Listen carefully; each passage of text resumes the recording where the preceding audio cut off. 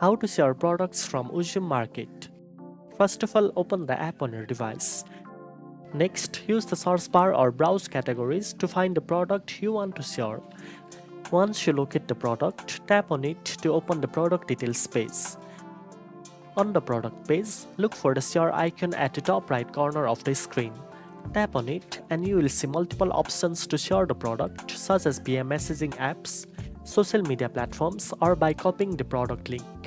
Select your preferred sharing method. If you copy the link, you can paste it anywhere like in chats or posts to easily share the product with friends and family.